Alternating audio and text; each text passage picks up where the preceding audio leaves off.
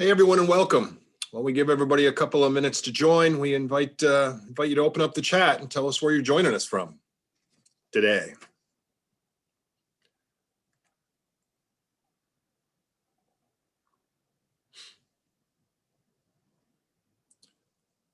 Hauppauge in Ithaca, New York, Astoria, New York, Brooklyn, Ontario, snowy Rochester. Yeah, I heard we're getting some snow out there in central New York today.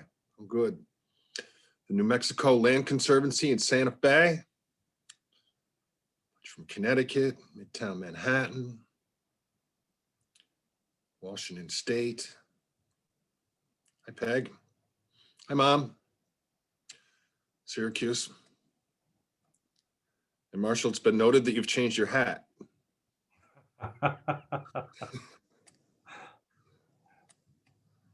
So welcome everyone. My name is Rich Merritt and I'll be your host today. This webinar is brought to you by the Audubon state offices of both Connecticut and New York. And Audubon's mission is protect birds in the places we all need, on our working lands, on our coasts, and across local communities. A quick reminder that this webinar is being recorded and will be immediately available on our Facebook pages and our YouTube page. When I say immediately, I don't think, maybe wait till tomorrow morning.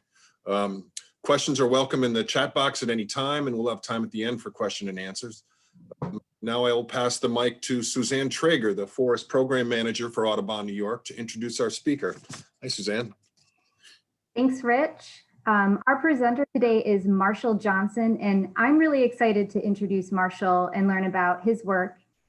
We're both involved in Audubon's Working Lands Conservation Strategy, where we work with landowners and land managers and others to improve habitat for birds experiencing major population declines. And I know we'll learn a lot about his important work today. Marshall serves as Vice President of the National Audubon Society, where for the past decade, he's worked to build rural and urban community-focused habitat and ecosystem programs. He has a business degree from the University of Minnesota and strives to bring conservation into the 21st century, creating eco-friendly profit centers and urban habitat initiatives driven by the ecosystem services they provide to communities.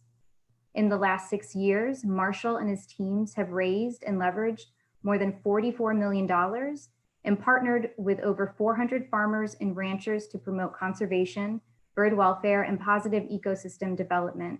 And the groundbreaking market-based conservation ranching program now enrolls more than 3.5 million acres across 130 ranches since its creation in 2016. Super impressive. Marshall's pioneering work in the Dakotas brings farmers, ranchers, retailers, and consumers together with grasslands, herds, and birds into win-win alignment. Additionally, creating safe passage and respite for wildlife and wild humans within an urban context has been a priority of Audubon Dakota under Marshall's leadership. With the program now managing the largest urban conservation program in the Northern Great Plains. And today, Marshall will be speaking to us about the science behind Audubon's conservation ranching initiative and how the decisions that you make about your diet and purchasing power can directly increase bird habitat. And with that, thank you for joining our webinar today, and I'm going to hand things over to our presenter, Marshall Johnson. Thank you, Suzanne, and thank you, Rich. And I really appreciate being here and having this opportunity to talk to you about something that's incredibly inspirational to me and incredibly important to me, grasslands. And if I seem overly enthusiastic, it's because I am, and any opportunity to think about and talk about and share the work related to grassland birds is always a really honor for me to do. I've been with Audubon. I really know no other professional life than being an Audubonner. I started with Audubon when I was 21 years old and have been here for 13 years. So straight out of college, where I studied actually business management and discovered birds, and particularly grassland birds, while out in a prairie chicken blind one morning. And that sort of serendipitous route to birds connected me back to a passion that I had growing up, and that was spending a lot of time in West Texas and Eastern New Mexico. I grew up between Dallas and California, and we moved around a lot. And what I always remembered were those grasslands and the cattle and the birds. And I never thought much about grassland birds then, and never imagined that I would be here speaking to you about grassland birds. But it really has been a life calling for me. And I can say the same for the incredible professionals that I have a chance to work alongside of throughout the country, from the Central Valley of California to the driftless region of Wisconsin.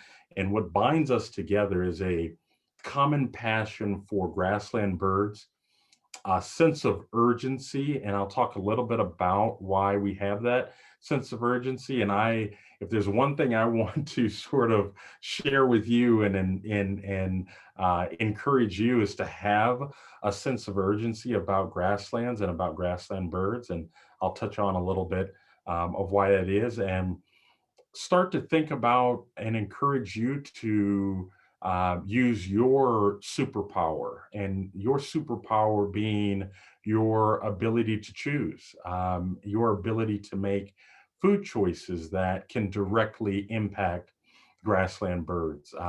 Some of this that I'll go over will be counterintuitive for you. It was certainly counterintuitive for me, and how I thought about cattle as I got older and lived in a big city, and thought about and heard about the impacts of cattle on the landscape. And it wasn't until I spent time with birders and spent time with ornithologists, beginning my career 12 or 13 years ago, that I really started to understand this symbiotic relationship between large herbivores and ruminants and grasslands, and more generally, how important grasslands are for North America, being one of North America's most ubiquitous native ecosystems. And so some of this will be a little bit counterintuitive. I think when I think back to when we started this concept, the idea in and of itself was a bit counterintuitive. So I really appreciate you all taking the time to have this conversation. I want to finish early so that we can exchange ideas. You all can tell me what you think. Please ask questions. We encourage it. We've been at this for about 8 or 9 years and launched the Conservation Ranching Initiative officially roughly 4 or 5 years ago now. And we're incredibly excited about it. And we feel like we have a job to do. The private landowners that are working on the project have a role to play and a job to do. And you as bird lovers, and all of us as nature lovers, have an important role in this. And so I really appreciate you joining me. And a lot of the work here, it's not just my work, it's the work of 50 or so incredible Audubon professionals and partners out on the landscape. So I'm going to jump into it. Let's see. Again, some of the things that we'll talk about today, I look at grasslands as America's ecosystem, and I will try to limit the amount of geeking that I will do on grasslands, because I'm so passionate about them. We're going to talk a lot about Audubon's Conservation Ranching Initiative, a food certification that incentivizes and sets a standard for grassland bird management through private landowners. And our goal is to incentivize the type of grassland management and cattle management and bison management that produce the most birds. And I'll touch on how we track that, how we measure outcomes. When we say or put a product out there with the Audubon Green Seal that says it's raised on bird-friendly land, we have to make sure that has meaning. And I'll talk a little bit about how we go about ensuring that. But the biggest part of this is you. The biggest part of this is, as I alluded to, that superpower that we have in making choices that are tied to various production standards. Aldo Leopold actually put a essay in the Audubon magazine more than 80 or 90 years ago that touched on how we can make better choices that incentivize and encourage great land management. You know, this is the scene that sort of brought me to Grasslands and brought me to the Audubon Society and inspired in me a passion for grassland conservation. And this was, you find this scene playing out right now across the Midwest, prairie chicken leks and grouse leks, whether they're sage grouse or graders or lesser prairie chickens, sharp-tailed grouse in my part of the world here in North Dakota. You see this scene playing out. Oftentimes, I've seen this scene playing out most often in pastures with cattle maybe a little bit off to the side or in hay fields. And I've always been curious about, and maybe you've been curious about, that relationship between the cattle, the bison, and the grassland birds, and not studying biology in college. I've really spent a lot of time listening and learning alongside some of the most brilliant grassland bird ecologists and grassland ecologists in the Northern Great Plains, and I'm incredibly grateful for that. Grasslands have a special place again in my heart, not only because I'm drawn to their journey and their songs, but in many ways, I think of grassland birds as sort of the troubadours and songstresses of the sky. I feel like they're my playlist when I'm out in nature, and I'm incredibly grateful for their songs and their companionship. And I hope many of you feel that same way, maybe about warblers or about whatever birds are in the places that you enjoy nature the most. For me, it's grasslands. And so this work, as we look at grassland birds and what's been illuminated by recent studies, grassland birds are without a doubt the most imperiled species of birds in North America. And when you expand that view out, we've since Earth Day, right? Since what we think of as sort of the pinnacle of environmental awareness, we've lost nearly 800 million grassland birds in that time. And that's only actually a snapshot of the crisis, as it were. When you look at shorebirds like piping plovers and marbled godwits, long-billed curlews, these shorebirds actually nest in wetlands and alkali flats that are oftentimes, in my part of the world, surrounded by grasslands. So it's actually a bigger issue than just grassland birds, and it's bigger than wildlife. And I'll touch on that a little bit as well. But grasslands are, and what we do about grassland conservation is incredibly important to preserving their song and preserving the vital ecosystem role that they play. My friend from Nebraska, Audubonner Bill Tadigan, always says, you know, the saddest words in the English language are, "You should have been there." And I would hate to 20 or 30 or 40 years from now tell my kids or my grandkids that you should have been there to listen to the bobolinks return to the prairie in the Northern Great Plains every year. You should have been there to hear the songs of the meadowlarks on every other fence row as you drive down a dirt trail. And so that's what those of us that work on grassland conservation issues, we wake up every day sort of thinking about what we can do to bend this curve that is showing we only have a limited amount of time to preserve America's grasslands. I'm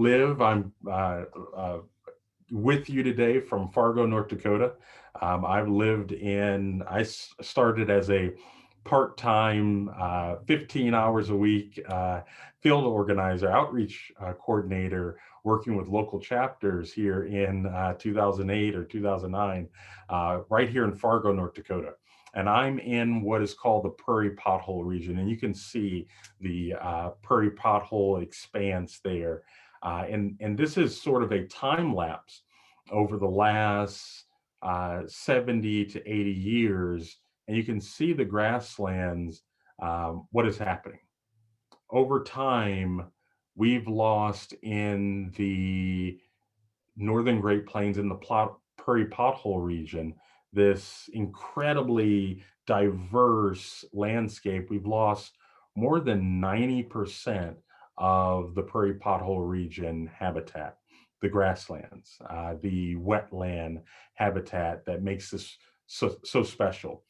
Nearly 50% of America's ducks are produced right here.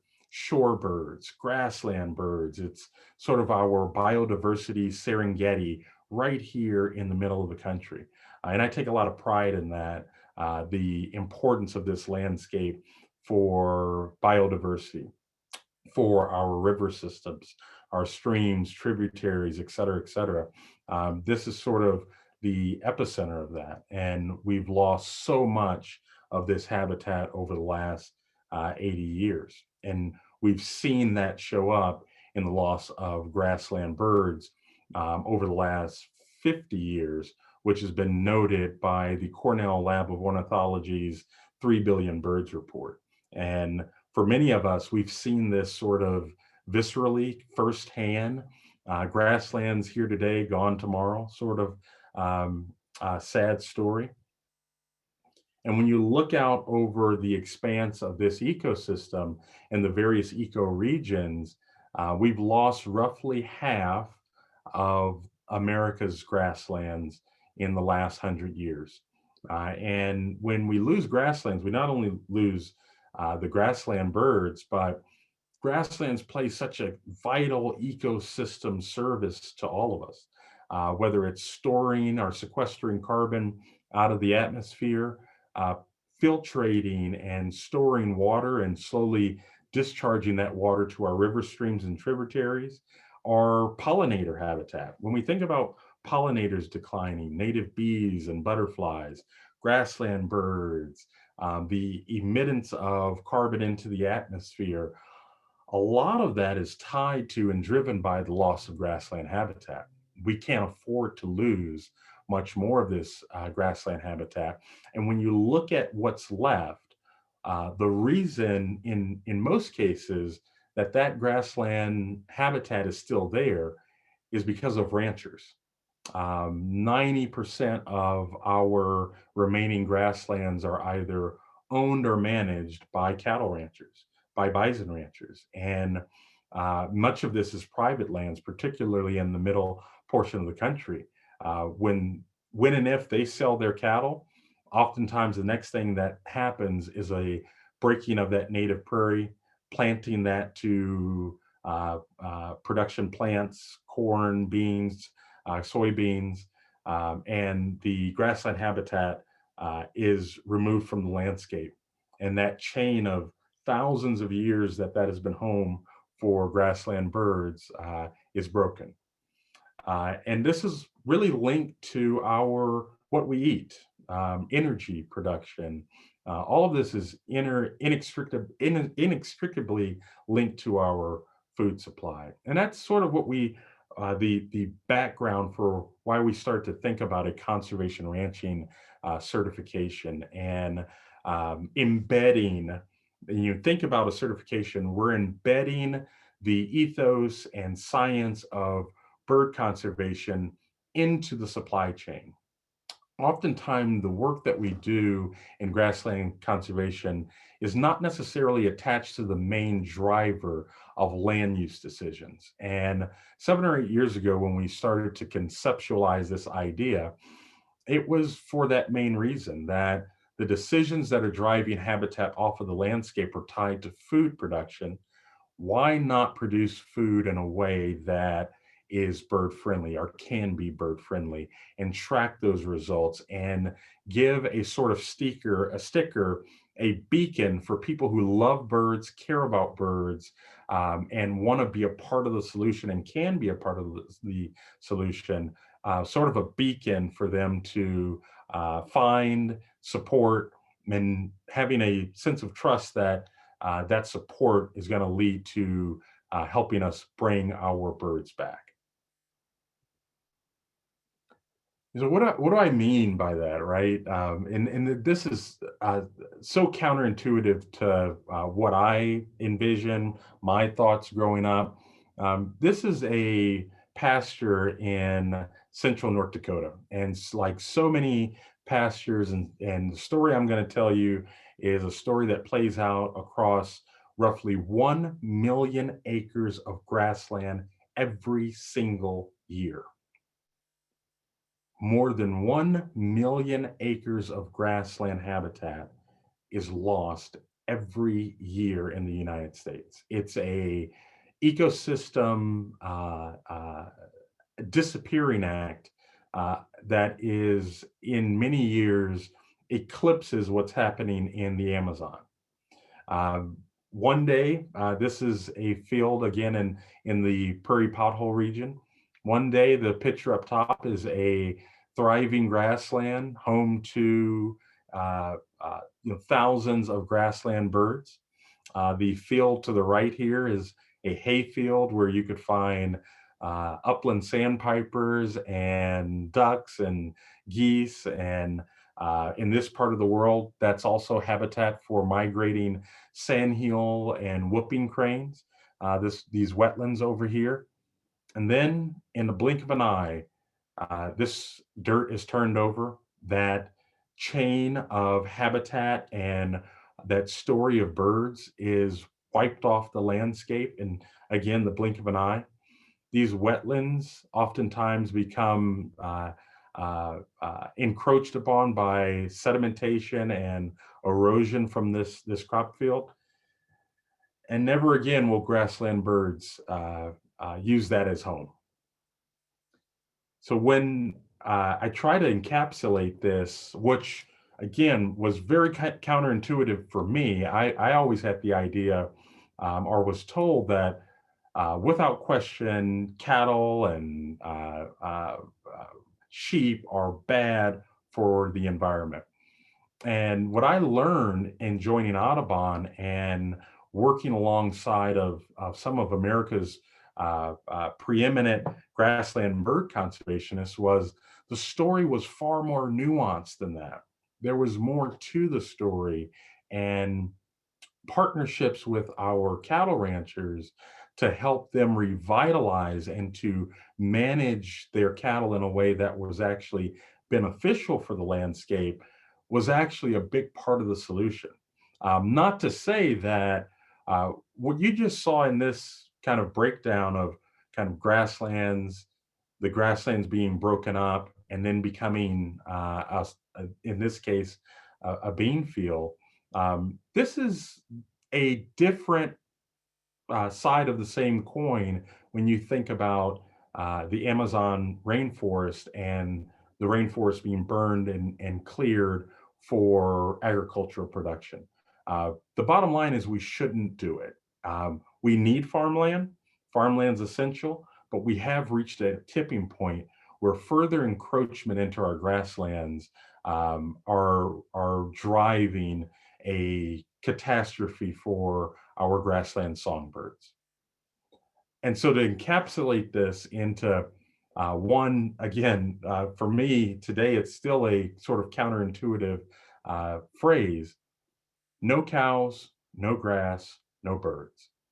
It's less about the cows, and what I've learned and what we've embedded in this program is it's really about how the cows are managed and how we can manage the cows in grazing patterns through rest and rotation and leaving grassland habitat on the landscape for birds to have when the spring returns, that's actually a very scientifically viable way to help bring birds back.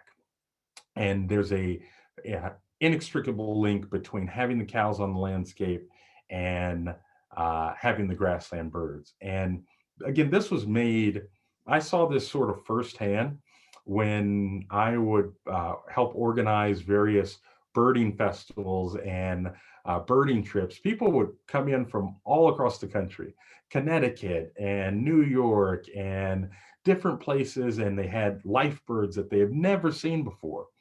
And whenever I work with the various land managers to make sure that they got those life birds, we were going to pastures. I noticed more and more we were going to pastures. The cows were there, and that's where we were finding the chestnut-collared longspurs and the Sprague's pipit, et cetera, were in those pastures. And it really brought home to me in sort of real time that there was this link, and that fostering that link and making it good for the cattle rancher, making it good for, in a very measurable way, the grassland birds, was something we really needed to look at.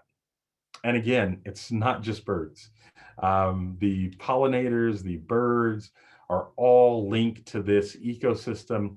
And as we lose this ecosystem, we lose so much more. And obviously the bees and the pollinators would have something to say about that. So what is conservation ranching? Ostensibly, it's a food certification. We start with a set of practices that are really four main categories. Habitat management. So each ranch agrees to develop a habitat management plan with an Audubon range ecologist. And at the center of that management is a focus on target grassland bird species and the grassland circumstances and management needed to incentivize the health of those grassland bird species. So this is a grass-fed, pasture-raised program. And so the animals are not confined to feeding. They graze out on the landscape. There are no antibiotics or growth hormones that are permitted. The animals, there's no neonicotinoid pesticides that are permitted. And there's a clear link between neonicotinoid pesticides, which are found on most plant-based crops, and the decline of our insect populations like butterflies and bees. And so there's a list of things that each ranch signs up, agrees to, and we have a third-party auditor that makes sure and holds them accountable to those commitments that they are making by entering into this program. And what we seek to do with that focus on habitat management, forage and feeding, we believe it's a part of being regenerative and bird friendly is caring for the livestock as well. So the habitat, there's a section in our protocols that speak directly to how the humane animal handling and welfare needs to be conducted, as well as local environmental sustainability. What do I mean by that? Environmental, a common problem that we see on cattle ranches, and we work to facilitate changes around, has to do with the cattle having unmitigated access to rivers, streams, and tributaries. So we work with the ranchers to fence out those areas so the cattle have limited or no access to those areas, and that helps with erosion, water quality, and a whole list of ecosystem and environmental services that can be enhanced just by changing those particular practices.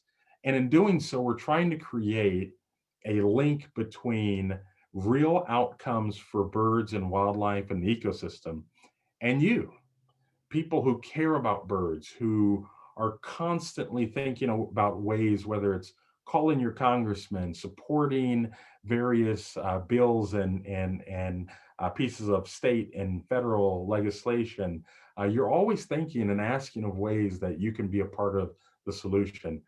That was really at the heart of creating this program, is availing you a new tool to be a part of this solution, be a part of bringing our songbirds back. And over the last 5 years, we've enrolled more than 3.5 million acres in the conservation ranching program. These are 150 cattle and bison ranches that have agreed to this strict set of standards that our science shows is helping bring back birds and increase bird habitat and bird populations as scale. This is the largest regenerative uh, grazing program in the country. And for it to be backed by Audubon, we really expect a lot out of the participating ranchers, the brands, and retailers who sell products raised with the Audubon Green Seal. It's available in more than 1,400 points of purchase. Most importantly, it's available in all of the lower 48 states to your doorsteps. You are basically 2 clicks away from, if you choose our beef in any way as a part of your diet or your neighbor's diet, it's a way for you to directly influence grassland bird outcomes. And this was built with a on the latest grassland bird and grassland science. But it was really important to us, and it has been really important to us to monitor this over time as well. And just kind of a visual of what we mean by regenerative bird-friendly grazing. What we are asking and facilitating the ranchers doing, instead of having the cattle, one of the big differences between cattle and bison are really grazing animals that don't loaf. They may spend a little bit more time in the uplands and the low-lying areas. They tend not to loaf and focus in on maybe one group of plants that they really enjoy. They tend to eat and move on. Cattle tend to loaf a lot more. So it's really about the management, moving the animals, ensuring that the pastures have adequate rest and rotation. Oftentimes, our producers may graze a sale, graze a pasture, and not return to that pasture for more than a year's time or more. So rest rotation is a big part of being a bird-friendly operation, and also reducing the amount of inputs. What do I mean by inputs? Chemicals. A big part of reducing or enhancing our insect and populations on each ranch is being really thoughtful about reducing and the reduction of chemical uses, and really being thoughtful about just using certain chemicals as a very limited tool and a means to transition to other natural forms of weed management and other management that are vital to maintaining healthy grasslands. So what have we found? One of the incredible things that we've been able to do through the program, and I would give so much thanks to Nicole Michael and the team that created the Bird Friendliness Index, is we've been able to track how the bird populations are doing on each ranch over time. And what we've found so far is that over the course of the first 4 years of launching this program, the average grassland bird abundance has increased by 36%. And when we compare the data of a conservation ranching ranch, Audubon certified ranch, to nearby landscapes, we see that the conservation ranching locations, the ranches that are enrolled in this program, are producing more birds greater bird diversity. And we will continue to monitor that, because having that data to back up the program, to justify the scaling of this program, is really vital to the overall success. And it's important to us that bird lovers that buy into this program, that make this transition, that in some cases might pay a little bit more for the beef, know that they are directly supporting better grassland bird outcomes. That's essential to the overall success of the program. Starting in 2021, we're also going to be implementing soil carbon monitoring and soil health monitoring across all of our ranches, gathering that data and feeding that data into the year-to-year management, habitat management plans that we facilitate alongside our enrolled ranches. You know, we say with the conservation ranching program that it's better for the land and better for you, and we really mean that. And I often am asked, and I think it's a real important question for those of us that are involved in this program: what's the program about, and what is it not about? One thing that underscores everything that we do with the conservation ranching program, our broader working lands initiatives, is all about scaling the restoration of America's grasslands. That's the point. That's why we're in it. That's why we launched this program. That's why we do this work. That's why the ranchers that have enrolled in this program do this work and agree to these standards. What is, I think, a equally important question is what we're not doing and what we're not after. One of the things that we're constantly asked, and I think it's a great question, is Audubon doing this for money, for revenue? And the answer is no. There is no charge or no fee for ranchers enrolling in the program. This is not a pay-to-play program. Unlike many food certifications, there is no cost associated for neither the brands that carry the Audubon certification nor the ranchers enrolled in the certification. We always want the enrollment and the retention of our brands and ranches to come back to the science and nothing else.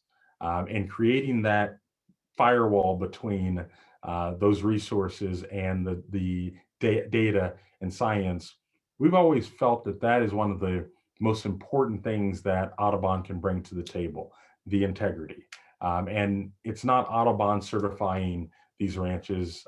Food Alliance, which is a professional food auditing firm, they actually conduct the certification audits on all of our ranches. So that integrity has to be a part of it. And at the end of the day, we're here to create a scalable program to turn back that arc that we saw in terms of the loss of grasslands. And it has been a real journey. And the most important part in this whole equation are you, people that care about birds, that want to help be a solution to the grassland bird crisis. And this is a direct link between the decisions that you make and the habitat that either remains on the landscape, is degraded, or disappears from the landscape. It's really an important time for us to all, as best we can, link these outcomes, link our intentions and our values back to the food and energy sector. So with that, I'm always asked the question, well, where can I find this? I would encourage you to visit bluenestbeef.com. This is a brand partner that was created for the sole purpose of sourcing only from Audubon certified ranches, or go to audubon.org/bird friendly, and you can find local brands, market partners, farmers markets, whether it's the Red River Farmers Market here in Fargo, North Dakota, where you find the Prairie Soul meats and the Sand Ranch, or Bismarck, North Dakota, California. There's so many local options to find these products that are raised in this manner and certified through the conservation ranching program. I always say, do what you can to put whether it's this or other bird-friendly initiatives, put the power in your purchase, and incentivize ranchers, farmers that are thinking about birds in a deliberate way over options that aren't. So with that, I will take any questions. Suzanne, Rich? Yeah, Marshall, that was great. Well, that was a really wonderful and informative presentation. I learned a lot. That was very eye-opening. I think others may find the same thing, because, as you said, we kind of look at this issue kind of cut and dry of what we've heard over the years. Yeah, cows are bad, and like you said, also, there is a lot more nuance to it. So I learned an awful lot today. I think many of us did. So, yeah, we're prepared to have some questions. If anyone has any more, please use the chat, and we'll get to as many as we can with the time we have remaining. And Suzanne and I are joined today to help facilitate the question and answer period. With us is Chris Wilson. He's Audubon's director of the Conservation Ranching Program. So thank you for joining us, Chris. Great to be here. It's been great looking at some of you guys' questions. I've been trying to answer a few of those directly. One of these that I might throw at you, Marshall, that I think is important is one of the viewers has asked, what is in it for the farmers outside of goodwill? How might you inspire a hesitant farmer to want to participate? Absolutely. So I think it's two or three main answers to that. Number one, it's really important that we avail the technical assistance and science and expertise to help facilitate the changes that are necessary to be more bird friendly. So that's number one that we always hear from our ranching partners. You want us to change, empower us with the knowledge to change, and partner with us. So that's number one. Number two would be financial incentive. The products raised with the Audubon Green Seal will cost a little bit more. And what are you paying for? Again, it's not coming to Audubon. It's going back to the ranchers to help support the financial viability of these ranches and to cost share the amount of time, to do rotational grazing. Sometimes ranches that we work with, they're going from moving their cattle maybe 3 to 5 times a year to 15 to 20 times a year, right? To facilitate that sort of grazing methodology that is syncing with nature in a way that large herbivores, whether it was elk or bison, would have done thousands of years ago. So maintaining that syncing takes a lot more work, takes a lot more effort. And so these products do cost more. And that's an incentive, a strong incentive to keep these lands managed in a bird-friendly manner. So those are two things. But I'll always tell you that when we started this program and we were thinking about this initiative, we'd always ask that question: what would it take for you to change to a more bird-friendly grazing regime?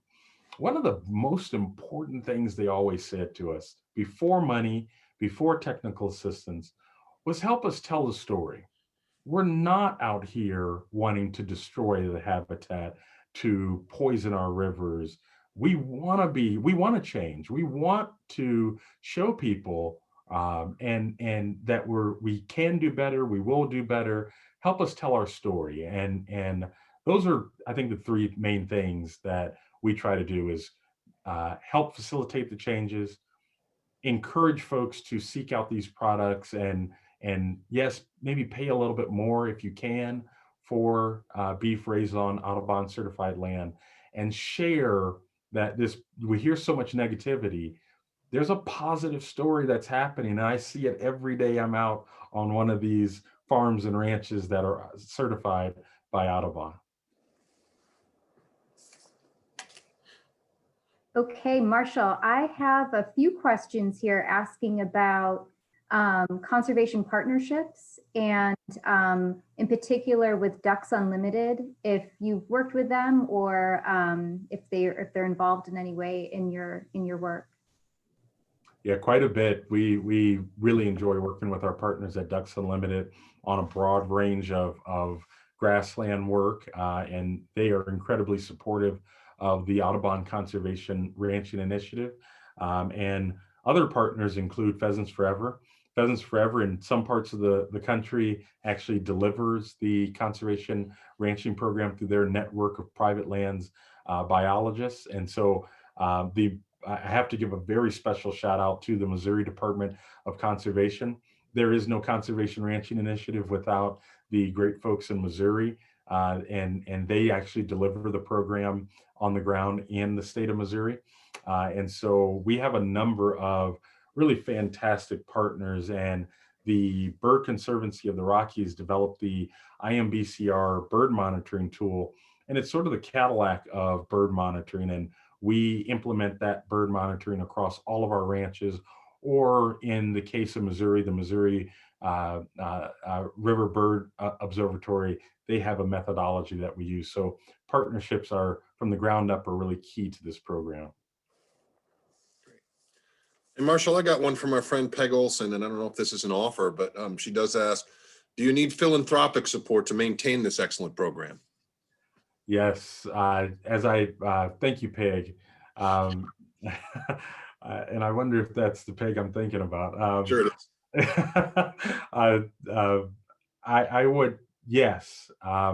As I alluded to in the presentation, we thought it was really important to build this program not tied to any type of fees or cost share with our brand or ranching partners. And we wanted this program to rest on the science. And what we've seen, it's an incredibly cost-effective way by letting and encouraging and allowing the market to drive the incentives. It's an incredibly efficient way to scale grassland bird conservation. But to do that, private individuals, foundations, the United States Department of Agriculture, different agencies that are chipping in, those of you that are listening today, you are incredibly important to the financial viability of us continuing to deliver this program. So great question from my former supervisor, Peg Olson.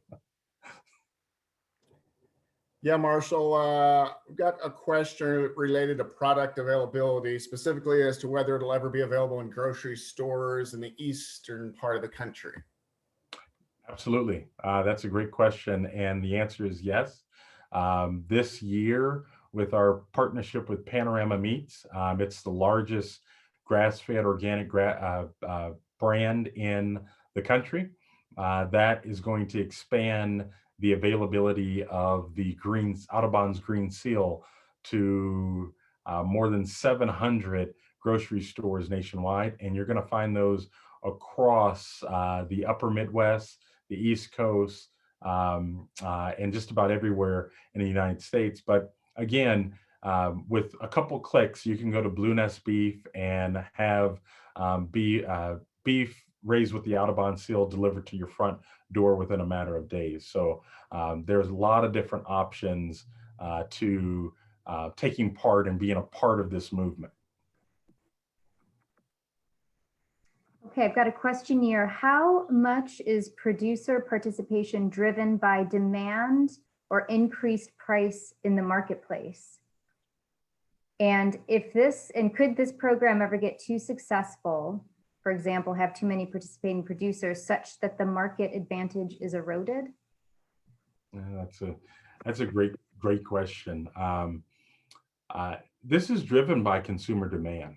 This is driven by really two things: the awareness of America's 48 million birders and their participation in market-based conservation. That's the more people care, the more people put the power in their purchase, the more people buy into this, the more ranches and the more land and the more birds we can bring back. There's in market-based conservation, it is supply and demand, and the more demand we have, the more ranches we can impact. I think long term, that's a good problem I'd like to have. If the majority of our 48 million birders are already bought in, and we have too much product, too many ranchers, that's certainly a problem I'd love to have one day. And I think there's always a point where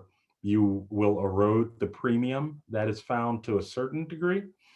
But what we always heard from and continue to hear from our ranches, it's not so much that the premium is the most important thing, it's having access to the market. So I think we have a long way to go and a lot of great impact before we start worrying about oversupply.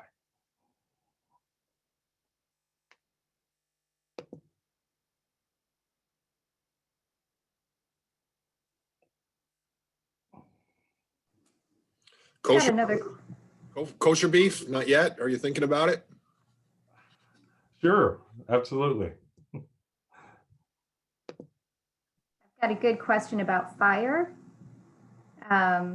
Do you incorporate it in any way in the rotational grazing or as a way to manage the grasslands? Yes, absolutely. It's a great question.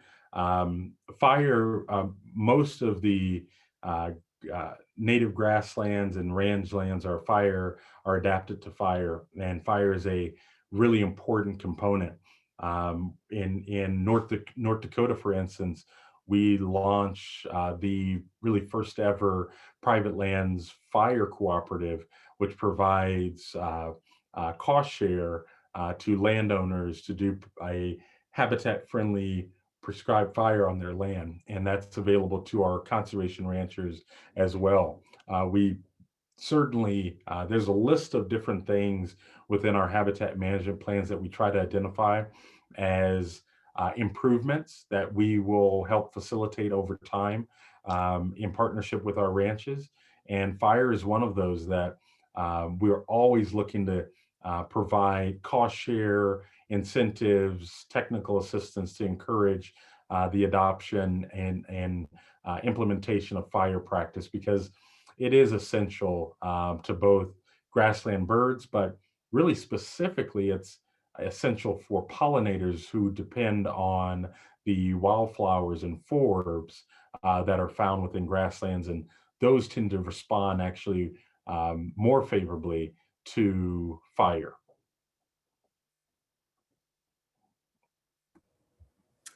Yeah, Marshall, we got a question about where we work. A couple questions about where we work as far as where the ranches are, and are there ranches in Vermont, for example?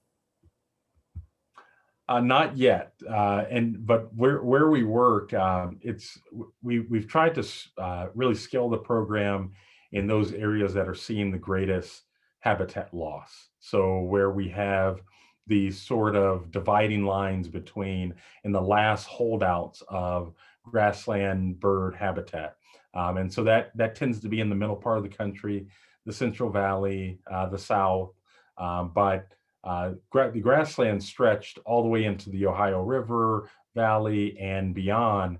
And there are other places that eventually we will look to expand the program over time, and in the Southeast, for example.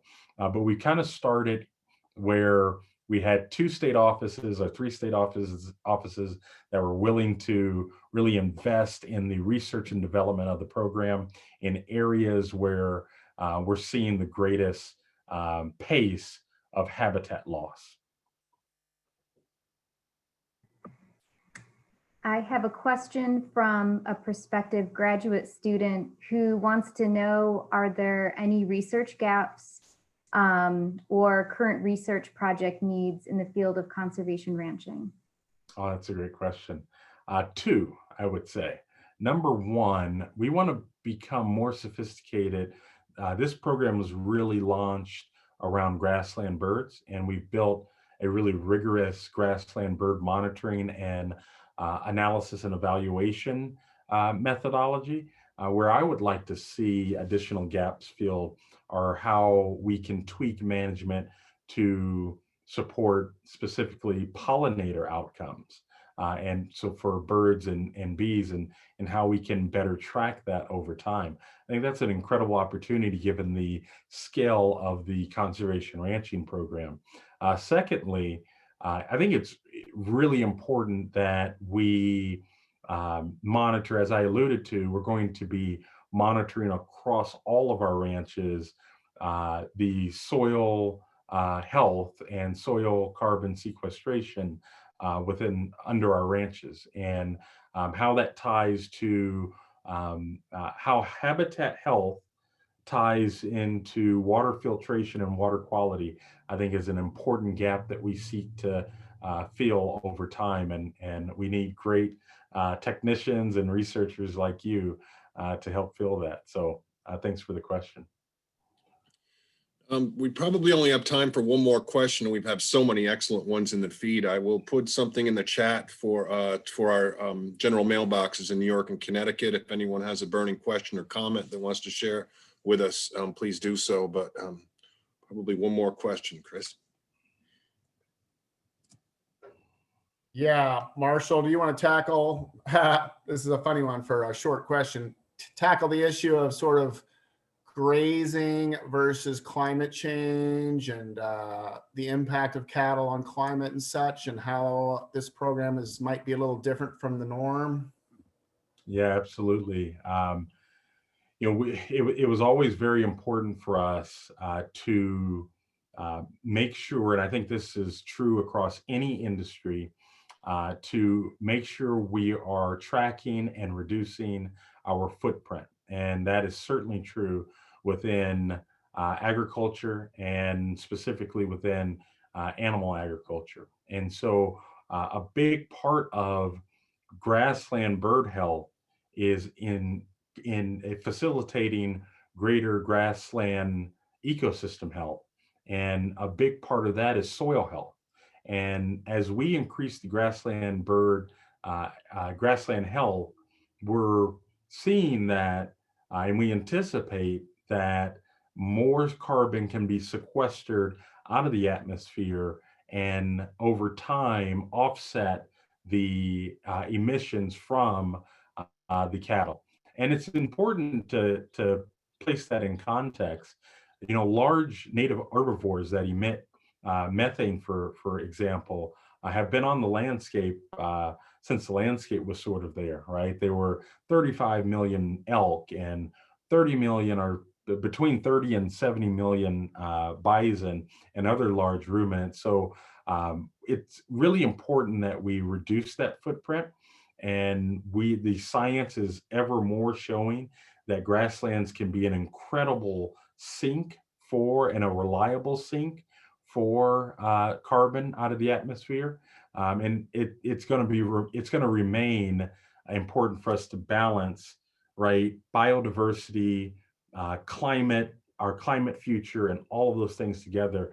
And this is a program that we are very optimistic can be a part of that solution, but it begins with reducing the amount of emissions within this sector. Well, How did I do, Rich? I'm afraid that's all the time we do have today, but I want to thank everyone for joining us. And please tune in on May 19th for the next webinar series, as ornithologist and author Dr. J. Drew Lanham will present us on a very important topic, coloring the conservation conversation. But I want to thank Chris and Suzanne for assisting us today, and certainly to you, Marshall, for a very fascinating presentation. Thank you. Absolutely.